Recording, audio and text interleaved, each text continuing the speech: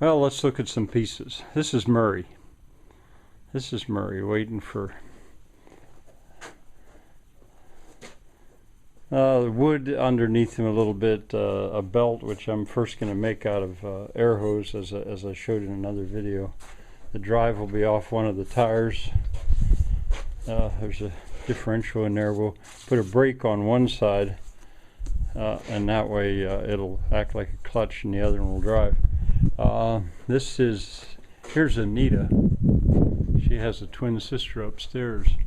Oh, and I just heard this morning from the guy that brings me firewood that I can get another monstrous bandsaw like Anaconda. This will be I think as the cage for Anita.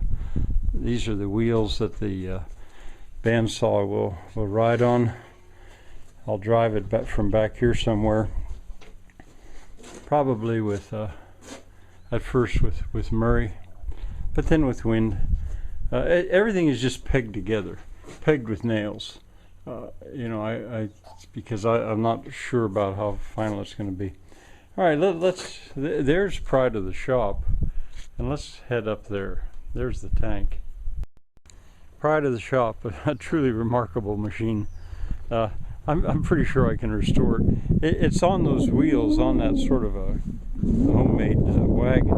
But that's just to be able to get it into the right place. There's 7, I think, cutting edges off it, and it'll take the drive from to here.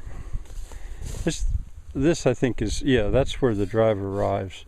And it's not, even though it's been out in the weather all this time, it's not, I mean years, maybe 30 years out in the weather, it's still not froze up. There's the tank. The swing saw is upside down, leaning against it. This is the footprint for the windmill. I just sort of cut boards, 45 on one end, and the length is 4 foot 6 inches. That'll make it less than 100 square feet. That's the tank. Those are the timbers I have. I said I had 5. Well, I've got 4 and 2 halves. But they'll be underneath the windmill, and I'm going to wire them down. So I want as much weight at the bottom of that windmill as I can, so it doesn't blow over. Haven't finished this, but there's enough here that I'm sure it'll hold water. Well, that's looking down at the sawmill building, which is in sore need of repair, but I mean, you might say this is a baseline. Oh, what more to show you?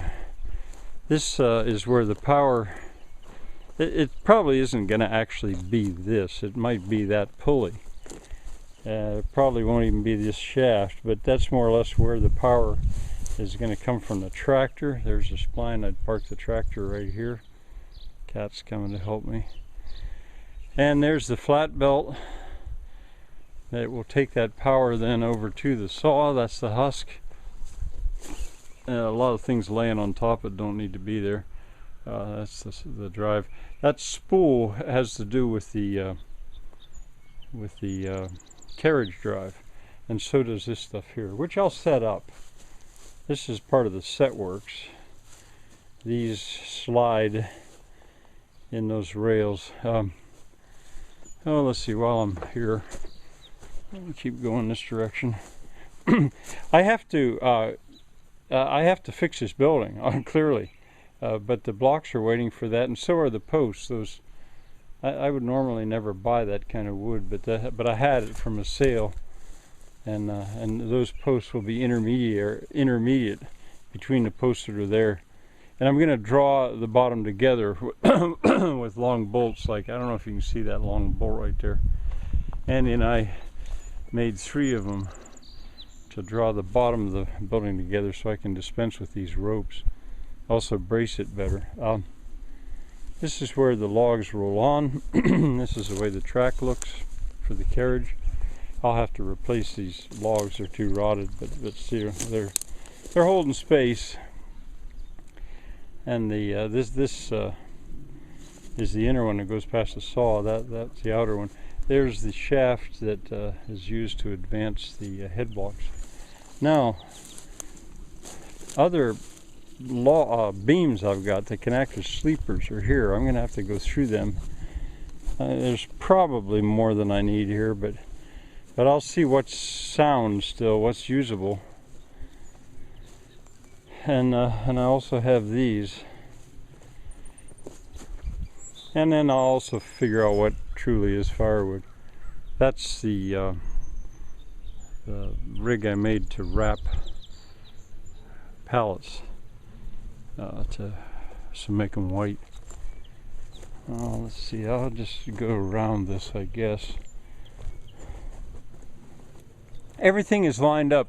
Way through there you can see the top of the blacksmith shop, and it's lined up on a line that goes out through there all the way to the woods. There was a road past that thorn tree. There was a road out through there to the woods, and that's what I've used for my alignment.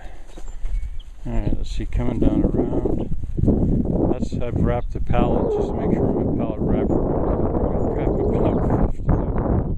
up. And the same thing here. I'm going to put intermediate posts here, and as I say, I have the wood, and I'll put the blocks there. This is the hardware for the carriage. I think it's all there. That wood there, 4x5 pine, that I'll use to build the carriage.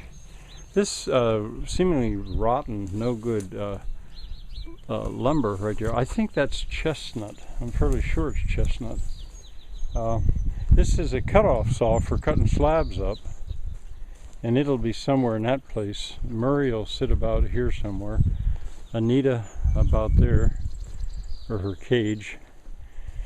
The tin I laid down to show where the roofing, to show more or less where that track is going to come out through, and it needs that much clearance all the way to the wall because of the handle that sticks out and has to run through there. And this tin I laid down to show where the lumber car will go, and those are the wheels and the axles for the lumber car. All this stuff is available for tightening the belt. The original belt tightener is this. That's original to the sawmill, which of course I can rebuild, and it rides up and down like a sash in a window. I think maybe that's all the parts. Again, it's a baseline, I say. Now, I mentioned the archaeological evidence. I know there was a building here.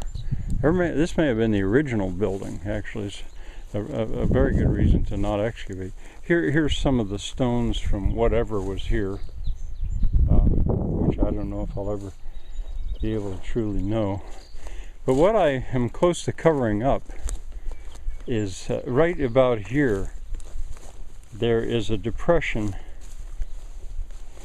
that almost makes a square corner, and I don't know if that's from later grazing animals going up and down. Just not sure. All right, well, you haven't seen everything, but now you've got an idea of what it looks like before I get it leveled up and get a floor on and bring Anita up and start to put this whole thing together. All right, bye for now. While I'm here, there's the view down in between 4 of the huts that are 8x12, which, you know, it looks like everything's falling apart. Actually, everything's waiting to be put together.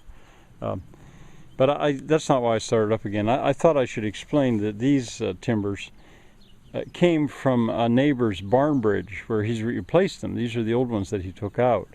And I think I can still find use for them. These massive spikes, I'll see how many of them I can pull to save for use or something. I don't know.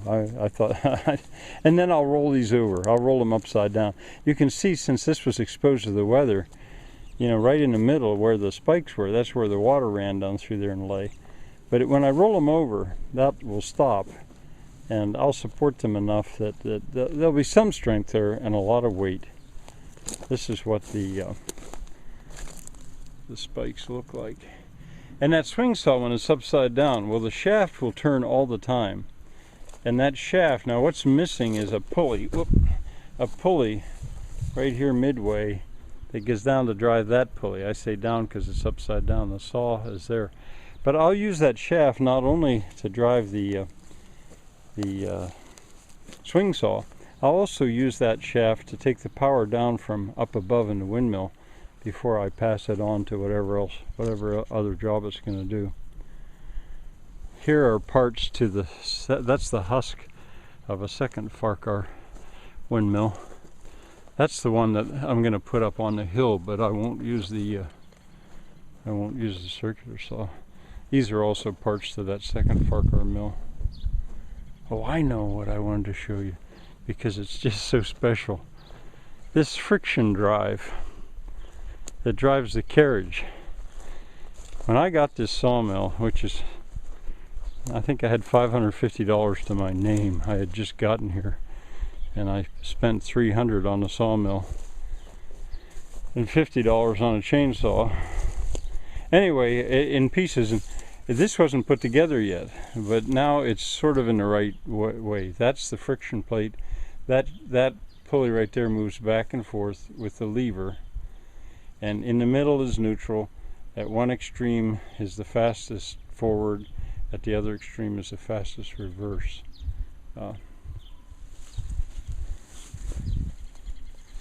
Well, you never know with me, but maybe now I can say bye for now. I said you never know with me. Well, here I am again. I thought, I'm back at the second Farquhar mill. This is also a friction drive, and I found the patent on it. Now, here's the friction plate. Now, what's different is this friction plate is in its final position is vertical. This has to do with the control. And as I say, I found the patent, and I thought it was just cooler than the whole rest of the sawmill. So I'm going to put it together somewhere. I don't know what I'm doing. I'm going to do with it. Thought actually a little bit about over there on that hillside, making hydraulic inclined plane, like that hydraulic elevator at Braga in Portugal. Said it's the only one in the world, they said there. Well, I'll make another one. I've got the spool, and I think my power with these sawmills is going to be so little, especially with that one up there trying to drive by wind, that I'll probably just push the carriage and pull the carriage by hand.